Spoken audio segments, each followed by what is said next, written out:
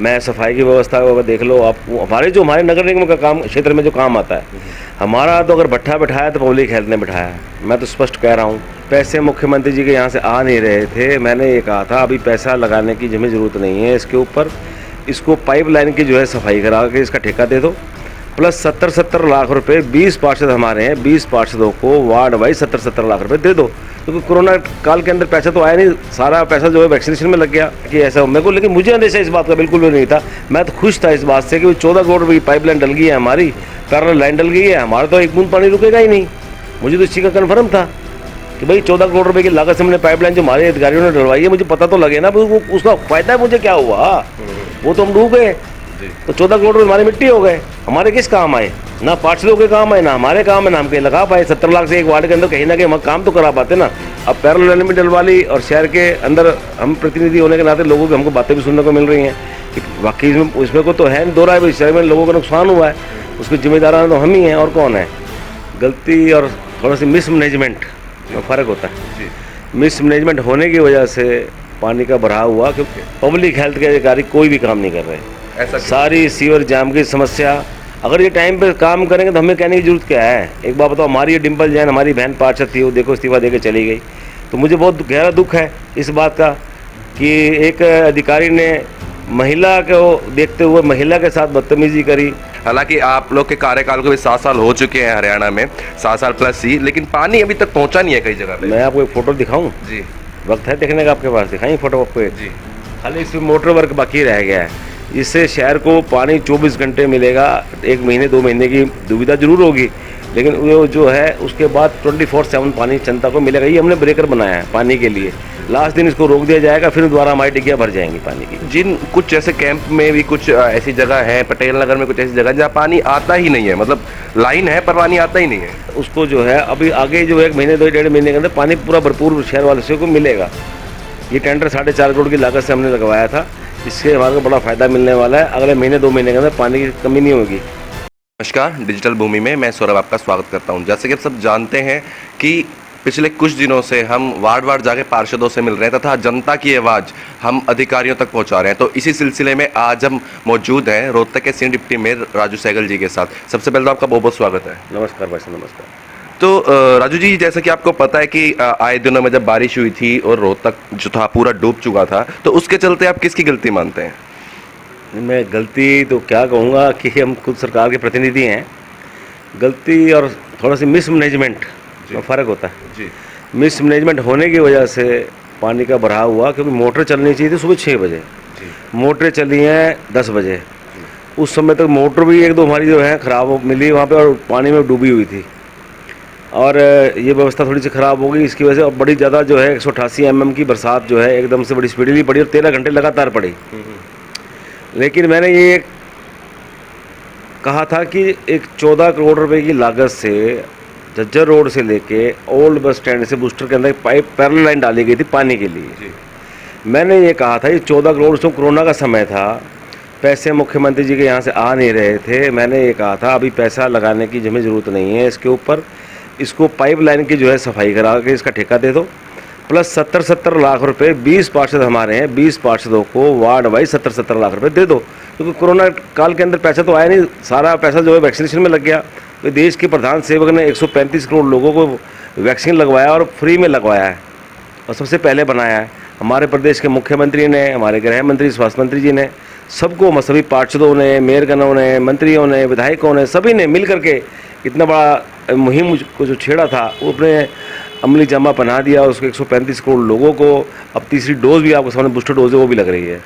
तो पैसे थे नहीं, मैंने ये कहा था कि 14 करोड़ रुपये रखा हुआ है, इस 14 करोड़ रुपये से 70 लाख रुपये से दे दो, वार्ड के काम हो जाएंगे सभी पार्षदों के। आप इसको पैरेलल लाइन डलवाने का हमें कोई लाभ नहीं है। पैरेलल लाइन डलवाई और फिर भी शहर डूब गया, तो फिर बताओ इस समय मैं किसको कसूरवार ठहराऊंगा? मैंने तो पब्लिक हेल्थ के अधिकारियों को ये कहा था कि भाई डालने का मुझे फ़ायदा तो बताओ, मैं तुम्हें उस समय मना करता था मत डालो। उस इतना बड़ा हमारा पाइप डला हुआ शहर के सेंटर के अंदर से, उसकी सफाई हो जाती, 50 लाख 1 करोड़ का ठेका दे दिया जाता, तो उसमें हमारे टेंशन तो मुक्त हो जाते ना। अब पैरेलल लाइन में डलवा ली, और शहर के अंदर हम प्रतिनिधि होने के नाते लोगों की हमको बातें भी सुनने को मिल रही हैं कि वाकई इसमें को तो है नहीं, दो रहा है भाई, शहर में लोगों का नुकसान हुआ है, उसके जिम्मेदार तो हम ही हैं, और कौन है। तो मैंने यही कहा था कि जिनका नुकसान हुआ है, मैं माननीय मुख्यमंत्री से, माननीय गृह मंत्री से, अपने कमल गुप्ता जो हमारे विभाग के मंत्री हैं, उनको भी मैंने कहा था कि जितना नुकसान हुआ है उनका जो कृष्णा कॉलोनी के क्षेत्र है और जो क्षेत्रों में पानी डूबा है, लोगों को नुकसान हुआ है, उनको भरपाई कर दी जाए, ताकि उनको मन में किसी बात की ठेस ना रहे कि भाई हमने सरकार के प्रतिनिधि होकर जनता की आवाज़ नहीं उठाई। लेकिन राजू जी, कहीं ना कहीं अभी आपको मालूम है कि पीडब्ल्यूडी अधिकारियों और नगर निगमों के बीच में आरोप प्रत्यारोप का सिलसिला जारी हो चुका है। तो उसी के मद्देनजर हम कई पार्षदों से मिल चुके हैं। कहीं ना कहीं पार्षदों ने जहां पीडब्ल्यूडी को गलत ठहराया, वहीं पर उन्होंने कहीं ना कहीं नगर निगम का भी ढीला रवैया माना है। तो इस बारे में आप क्या कहेंगे? देखो, नगर निगम के मेरे किसी भी अधिकारी पे मैं कोई आरोप नहीं लगाता। नगर निगम के हमारी जो पूरी टीम है दुरुस्त है और बहुत अच्छे से हमारे कमिश्नर काम कर रहे हैं। बांगड़ साहब बहुत अच्छा काम कर रहे हैं और प्लस उनकी सारी टीम बहुत अच्छा काम कर रही है। मैं सफाई की व्यवस्था को अगर देख लो आप, हमारे नगर निगम का काम क्षेत्र में जो काम आता है, हमारा तो अगर भट्ठा बिठाया तो पब्लिक हेल्थ ने बिठाया है। मैं तो स्पष्ट कह रहा हूँ इस बात के लिए। अगर शहर के अंदर पानी की डूबा है, अगर हमारा शहर डूबा तो इनकी कारण से डूबा है। ये अधिकारियों को अगर वो पहले समय पे संज्ञान लेना चाहिए था। तुम्हें पता है बारिश का सीजनल मौसम है, तो अपनी व्यवस्था को तंदुरुस्त रखो। आप रखनी चाहिए तो आज ये मुझे लाना तो नहीं सुनना पड़ता किसी का। लेकिन इसी पर पब्लिक हेल्थ के अधिकारियों की माने तो उन्होंने ये कहा था कि जो नाले बारिश के बाद नगर निगम साफ कर रही है, ये अगर बारिश से पहले कर दिए होते तो शायद ये हाल नहीं होता। कि हमारे हाथ में चलो सीवर हैं, वो हम टाइम टू टाइम कर रहे हैं, लेकिन नाले जो है कई सालों बाद साफ हुए। नाले तो पहले भी कम ही साफ होते हैं। बड़े क्षेत्र में जो बड़े पाइपें डली हुई उनमें तो इतनी ज़्यादा जरूरत पड़ती भी नहीं साफ करने की। ये तो खाम तोड़ा पाड़ी का काम करना, फिर उसको उखाड़ के फेंकना, उसका कोई लाभ नहीं है। या तो वहाँ पर रुकावट है, उस सफाई का काम जो नगर निगम रेगुलर चलता रहता है, मशीनें हमारी लगातार लगी रहती हैं। तो अब इनको सोचना चाहिए था, अगर सफाई भी करानी थी तो बड़ी बड़ी मशीनें हमारे पास है, व्यवस्था पहले से ही आपको करा के रखनी चाहिए थी। जब तुम्हें पता है कि अंदेशा है कि ऐसा मेरे को, लेकिन मुझे अंदेशा इस बात का बिल्कुल भी नहीं था। मैं तो खुश था इस बात से कि 14 करोड़ रुपये की पाइपलाइन डल गई है, हमारी पैरेलल लाइन डल गई है, हमारा तो एक बूंद पानी रुकेगा ही नहीं। मुझे तो इस चीज़ का कन्फर्म था कि भाई 14 करोड़ रुपए की लागत से हमने पाइपलाइन जो हमारे अधिकारियों ने डलवाई है, मुझे पता तो लगे ना उसका फायदा मुझे क्या हुआ। वो तो हम डूब गए, तो 14 करोड़ रुपये हमारी मिट्टी हो गए। हमारे किस काम आए? ना पार्षदों के काम आए, ना हमारे काम है, ना हम कहीं लगा पाए। 17 लाख से एक वार्ड के अंदर कहीं ना कहीं हम काम तो करा पाते ना, और हर पार्षद करा पाता अपने वार्ड में काम। तो 14 करोड़ रुपए की पैरेलल लाइन डालने से हमें लाभ क्या हुआ? मैं इस चीज़ का क्वेश्चन मैंने पब्लिक हेल्थ के अधिकारियों से कहा था कि मुझे इस चीज़ का जवाब तो दो भैया, तुमने डलवाई थी लाइन, उसका फायदा क्या हुआ? रोहतक की जनता को क्या फायदा मिला? और रोहतक की जनता का पानी हर घर में घुस गया तो हमें क्या फायदा मिला, बताओ। तो राजू जी, एक चीज़ और है, आपको पता है कि पूरे शहर में शायद इस वक्त सारी जितनी भी सड़कें एक नहीं लगभग टूटी हुई हैं। तो उसी के मद्देनज़र एक आरोप नगर निगम पे हो रहा था, वो ये था कि जो पीडब्ल्यूडी वाले हैं, जब ये पाइपलाइन डालने के लिए कुछ भी करने के लिए सड़क को उखाड़ते हैं, पहले तो वो निगम से परमिशन नहीं लेते, और नहीं लेते तो उस चीज़ पर परमिशन निगम कोई एक्शन क्यों नहीं लेती है? क्योंकि ड्यूटी पीडब्ल्यूडी की उसको पैच वर्क करना है। ऐसी बात नहीं है। पैच वर्क पीछे हमने 2.5 लाख रुपए के सभी पार्षदों को दिए भी थे पैसे। 2.5 लाख रुपए का पैच वर्क जो हुआ सारा वर्क हुआ है। प्लस जो बड़ी रोडों जैसे बरसातों के सीजन मौसम सड़कें उखड़ी जाती हैं, जब पानी रुकता है तो ऑटोमेटिकली है कि खड्डा भी होगा, उखड़ेंगे भी सही।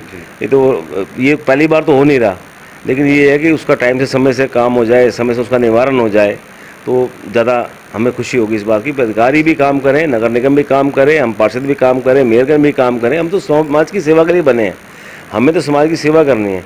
हम समाज की सेवा के साथ साथ अगर अधिकारी हमारा साथ देते तो बड़ी बहुत बुरी बात है। ये मुख्यमंत्री जी की सरकार, मनोहर लाल जी की ईमानदार सरकार, ईमानदार मुख्यमंत्री, इतना पैसा देने वाला मुख्यमंत्री। बताइए उससे पहले कितने एलिवेटेड रोड देखिए हमारे बन गया, कितना सुविधा कितने लोगों को हुई है। जो इस भिवानी से जो हिसार से लोग आते थे वो बेचारे ट्रॉमा सेंटर तक पहुंच भी नहीं पाते थे, रास्ते में दम तोड़ देते थे। इस पुल का हमें सुख कितना हुआ है। और कांग्रेस के लोग हमें झंडे दिखाते थे, आज वो सेल्फियाँ खिंचवाते हैं खड़े होके। तो ये देखिए अब शीला बाईपास का जो फ्लाईओवर चालू हो गया है, कहीं ना कहीं हमारी सरकार ने काम किया। इससे पहले कौन सी सरकार ने फ्लाईओवर बनाए थे बताइए?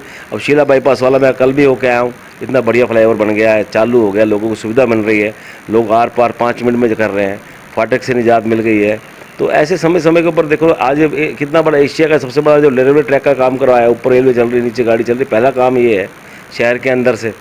तो काम तो अनेकों सरकार ने कराया, लेकिन ना काम लोगों को छोटी चीज़ की या छोटी छोटी रिक्वायरमेंट होती है। छोटी रिक्वायरमेंट के लिए तो हम 24 घंटे जनता के साथ खड़े हैं। राजू जी, साथ ही आप खुद एक पार्षद हैं, लेकिन आप एक अच्छे ओहदे पे भी बैठे हैं निगम में। तो शायद जो बाकी पार्षदों ने कहा कि अधिकारी उनके सुनते नहीं हैं, पता नहीं आपने ये चीज़ महसूस की है नहीं की है, लेकिन लगभग हर जो पार्षद है यही कह रहा है कि अधिकारी उनके सुनते नहीं हैं। तो आपको इसके पीछे क्या कारण लगता है?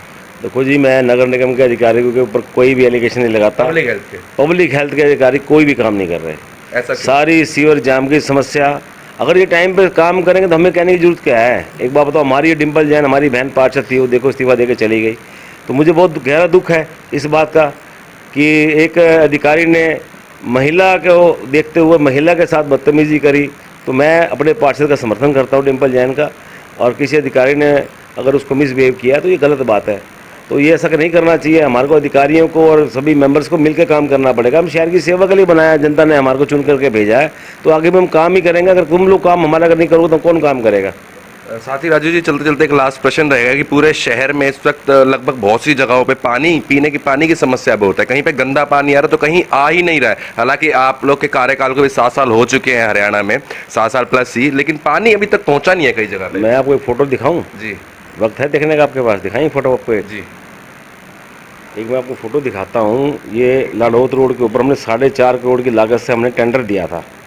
अभी उसका अब 15 दिन में 20 दिन में जो है काम पूरा हो जाएगा।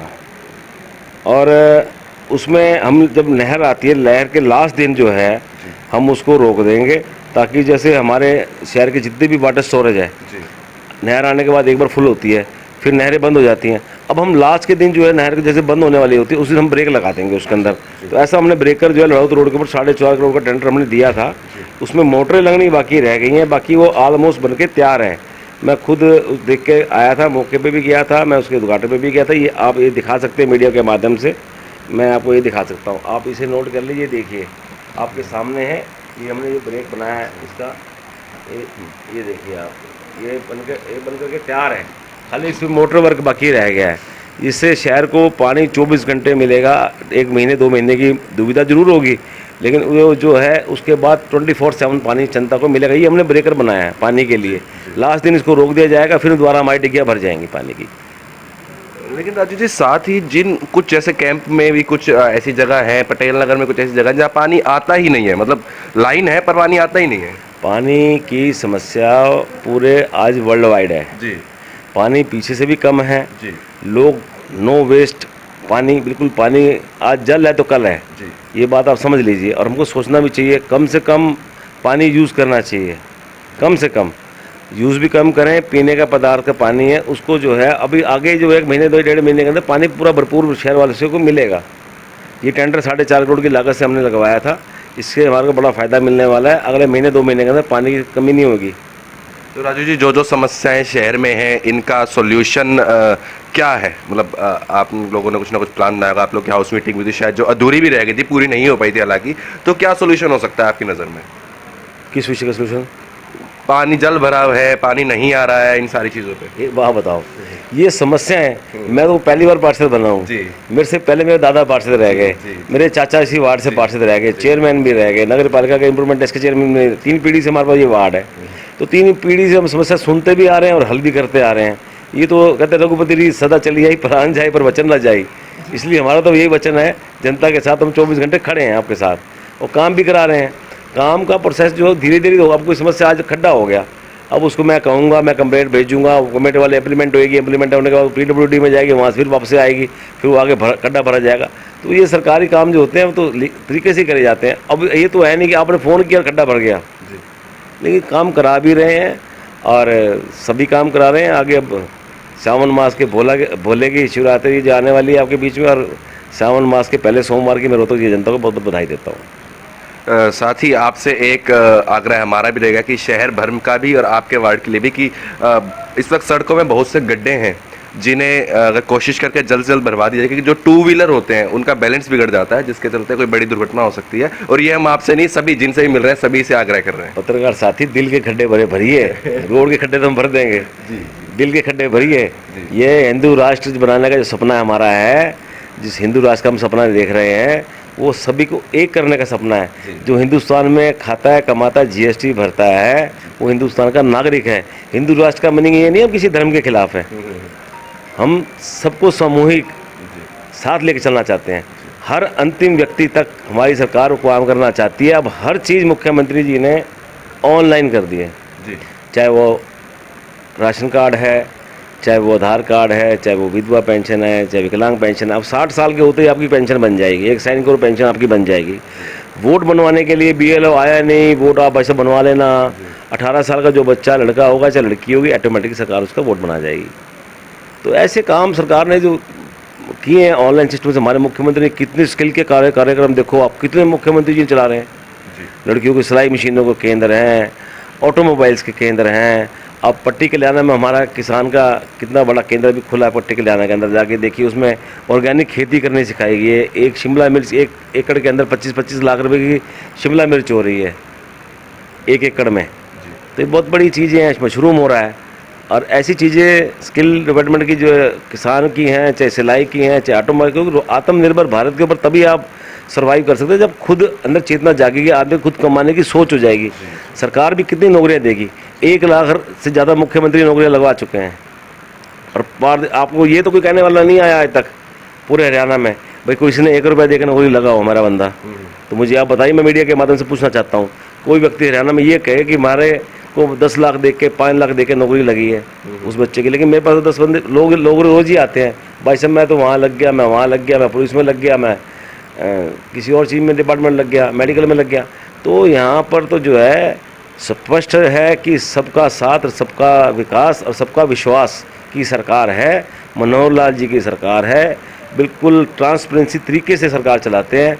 और 1 लाख नौकरियां जो लगाई गई हैं वो कोई हमारे जीजे साले की नहीं लगाई गई है, या मेरे कोई बेटे के नहीं सरकार ने नौकरी लगाया, या मेरे बेटा कोई DSP नहीं सरकार से लगवाना है। लेकिन पब्लिक के लिए बैठे हैं, पब्लिक की सेवा के लिए बैठे हैं।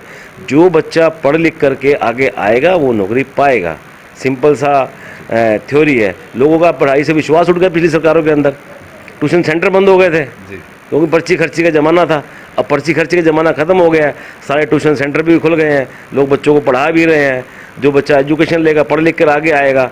आप क्या चाहते हैं, चलो हमारे समाज के हमारे समय में तो पढ़ाई कम थी, ठीक है, एजुकेशन कम हुई लोगों की, लेकिन अब आने वाले बच्चे में मैं खुशी होती है, मेरा बेटा अभी लॉयर बना है, LLM किया है उसने। तो आज बच्चे पढ़ लिख करके अपने इंडिपेंडेंट तो खड़ा हो गया ना, वो उसे मेरी ज़रूरत तो नहीं है, वो कहीं भी प्रैक्टिस करके रोटी तो खा सकता है ना।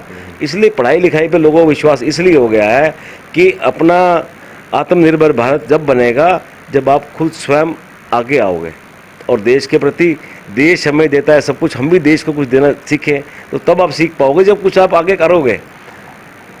जब आपको इतनी स्कीमें सरकार दे रही है और किसानों की आमदन जो है 2022 के अंदर 21 के अंदर डबल से भी ज़्यादा हो गई है। अब मुझे मीडिया वाला क्वेश्चन करता है 300 रुपये किलो नींबू हो गए। मैं कहा नींबू कमाई मैंने खानी है कि किसान ने खानी है, मुझे ये तो जवाब दो। अगर 300 रुपये नींबू बिक के गया तो भाई किसान का तो फ़ायदा है, मेरा फ़ायदा तो नहीं है उसमें, या सरकार का फ़ायदा है क्या? आप ये बताओ ना। अब जो चीज़ भी है आजकल ज़रूरी नहीं है कि गेहूँ लगाओ, चावल लगाओ, ये ज़रूरी नहीं है। और अनेकों खेतियाँ ऐसे आ गई हैं, स्ट्रॉबेरी की खेती हो रही है, शिमला मिर्च की खेती हो रही है, मशरूम की खेती हो रही है, सनफ्लावर की खेती हो रही है। दुनिया भर की ऐसी चीज़ें आ गई हैं कि आज जो लोग जो है पुराने चलन पे दोबारा चल रहे हैं, ऑर्गेनिक की तरफ दोबारा लोग आ गए हैं कि हमें ऑर्गेनिक खाना, थोड़ा खाना, ऑर्गेनिक खाना है, थोड़ा पहनना, अच्छा पहनना है। इसलिए थोड़े में ही अच्छी चीज़ पैदा भी करो और देश के प्रति भी समर्पित रहो, समाज के प्रति भी समर्पित रहो। यही हमारे को BJP में हमें तो यही सीखा है, शाखा से भी यही सीखा है और समाज से भी यही सीखा है। तो हमारे साथ मौजूद थे रोहतक के senior deputy mayor Rajkamal Sahgal ji. आप सवाल पूछते रहिए, हम आपकी बनेंगे आवाज़। इसी के साथ जुड़े रहे डिजिटल भूमि के साथ। धन्यवाद।